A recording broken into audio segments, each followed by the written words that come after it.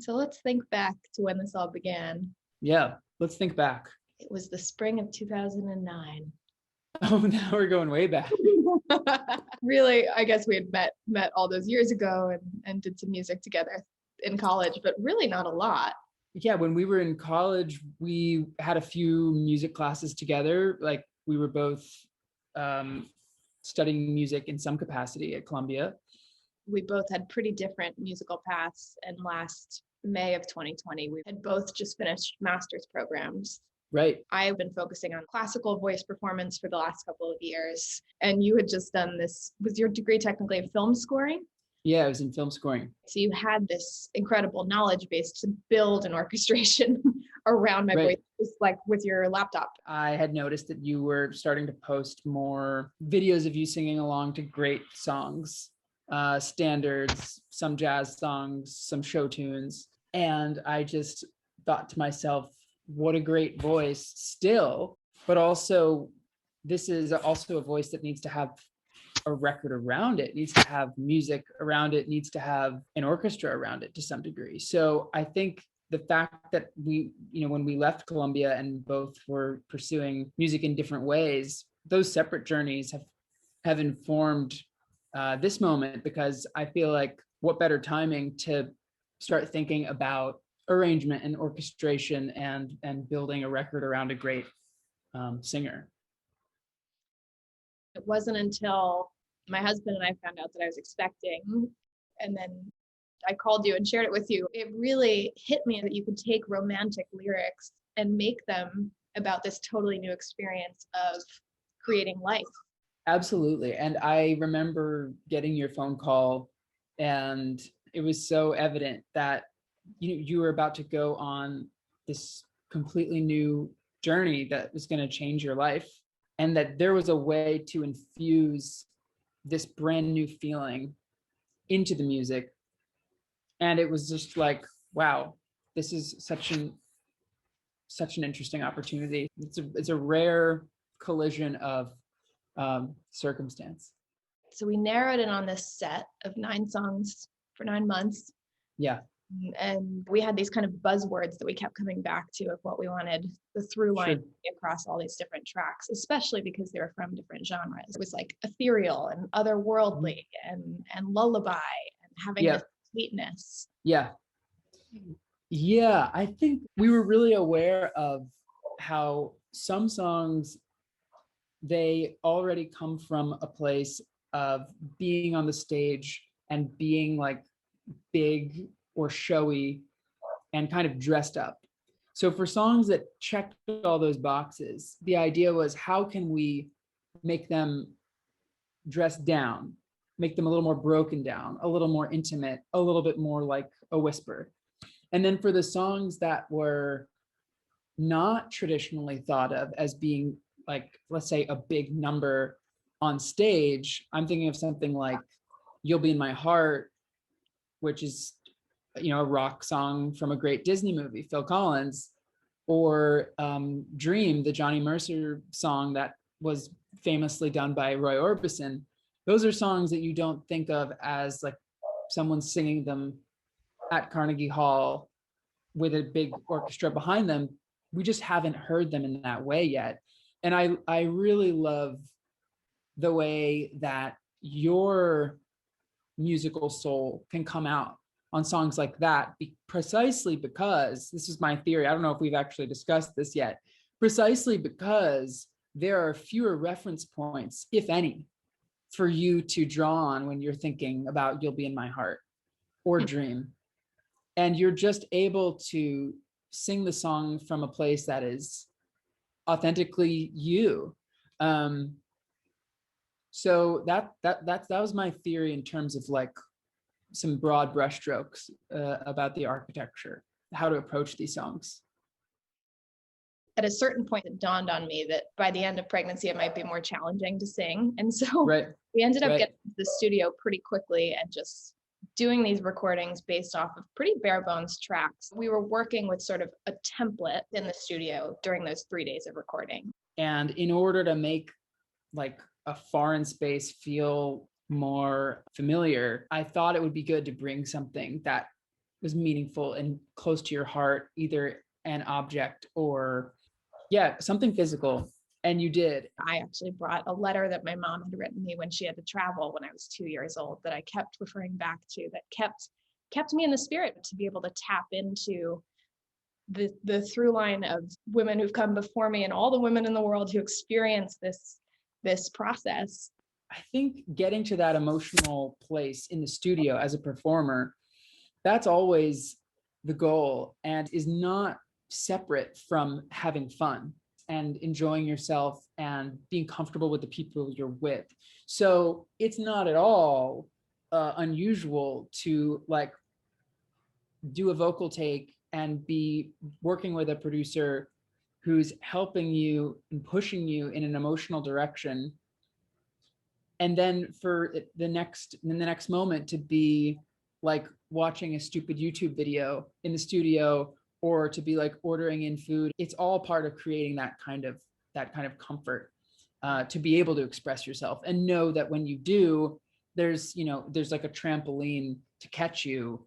You're not just going to be like emoting like into the universe and then kind of not get caught.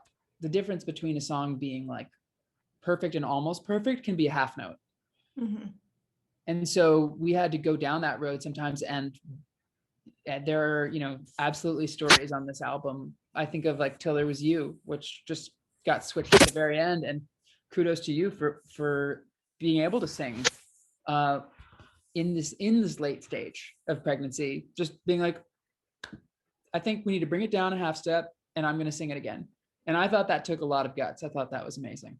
The vocals on Till There Was You and on The First Time Ever I Saw Your Face, you recorded at 9 months pregnant, which I am currently. Amazing. And we did that right from home. So it's kind of a cool mix of things we cranked out in the studio and then things that we knew needed to kind of evolve more. So we're calling this album Crescendo. And I loved that it was a musical term that literally means to grow. And I was sort of picturing my body kind of going like this. But as we worked on this music more and more, we really started to find that every single track needed to build and to literally musically crescendo. Yeah. And one way that these songs crescendo is that we have a good amount of modulations where you sing the first half of the song in one register, and then by the end of the song you're slightly higher up, and it is that amazing musical like phenomenon that as a listener is so rewarding when it's done right and when it's done in ideally a way that's kind of seamless. And when I was listening to some of the records that are older jazz records and show tunes that incorporate this midway or late in the song key change, it's usually not very flashy. It's just like, and we're going to the new place, and then you're there. It's just maybe a beat or two. And I love that. And I definitely use that as inspiration. And the other way that I think these songs grow in huge part is the strings on this album, which of course are done by Sienna Peck. And this was an amazing experience because we were able to develop string arrangements for each song that were custom built around our particular arrangement and custom built around your voice and your performance. Because a lot of the times, like you said, we actually recorded the vocals before we completed the arrangements. So what that did is it gave me the opportunity to actually build around what would ultimately be your final vocal. And then when we had these arrangements done, we sent them to Sienna. Sienna is above and beyond. She's like a complete virtuoso player, but she's also so humble and so cool and so good at this recording process. So she ended up achieving a full string orchestra sound on her own through a combination of changing her position in the room to mimic what it would be like for players sitting around and sharing a stand, sharing a microphone. And the idea was if she records 3 passes of viola, 3 passes of violin 2, 3 passes of violin 1, we have at least 9 individual string players. And sometimes we did even more. And it's amazing to hear this music back because when you have a string section that's working, you can really make music grow. And she absolutely helps to make this music grow. It's worth noting that so much of this process was defined by the fact that we were all physically separate. And even when you came to town to go to the studio together, I was in this room by myself in Virtue and Vice Studios, and you were on the other side of the window, and we were kind of waving, wearing masks too, right? Masks, communicating through headphones. And then for the rest of the process, pretty much, we've been in different states. You were completely creating these worlds. Then you were transposing the strings parts, sending them to Sienna. She was doing these recordings. You were then dropping them back in. And we even have some horns that were in. It's kind of magical how it's all sort of pieced together. I completely agree. And you can hear it in the music that the people that are playing on this record, the people that are a part of it, from you, of course, to Sienna, to Devansh, to Carrie, if people are invested in the music and they respond to it and they get it, then it's almost like this is such a gift for a musician, because it means that you have an opportunity to express yourself at a time where it's been nearly impossible to find places to express yourself. And to connect, right? And exactly. The process of like music making together is so fulfilling, and to be stripped of that as musicians has been really, really tough. I think any musician anywhere in the world can tell you that. So to find a way to do this and to build something really meaningful together has sort of transformed my own loneliness during this time. I mean, me too. And I also love just like the idea of we're building a canvas and we are filling it out together, and being able to share your screen. That has been invaluable for us, because we've been able to pull up these sessions and be looking at everything from your vocal to the strings to the percussion to the piano, and fine tune certain details and make certain adjustments together in real time. And how like gratifying to be able to be like, here's what we're working on. We can both see it. We're a part of it. And it's been a wonderful gift. Collaborating is always a gift, but especially right now, where your opportunities to do that are few and far between. When I first found out I was pregnant, I was feeling this flood of emotions, and at the same time, I couldn't find anything that really captured how I was feeling. There were lullabies for babies, there were these epic love songs, and kind of nothing in between. So that was kind of the origin of this. But I feel like, especially looking back on it now and listening back, I think, and I'm curious to hear your thoughts on this, I'm feeling more and more like this album kind of holds meaning for me, not only in this moment, but could hold meaning for parents of any age at any stage in life, or for anybody born of a mother, which is all of us, right? Yep.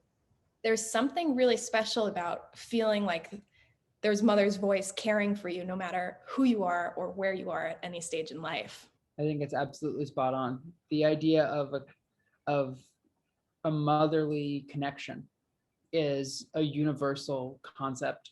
And and even people who it's not their biological mother that raises them, or something like that. It's everyone has some sort of motherly figure in their life, or they are that motherly figure to somebody else. It's a kind of a special kind of connection. And when I hear these songs, I hear them in that context, and then I hear them outside of that context. And I think that's what makes this album magical, because it's almost like it's a concept album, right? It has an angle, it has a way in, but it also has some universal meaning. Right. And it's that's what makes it really cool. Yeah, I'm definitely feeling like it has that specificity for me in this moment, but I'm hoping that people will find that universality and find some meaning in it. I hope so too.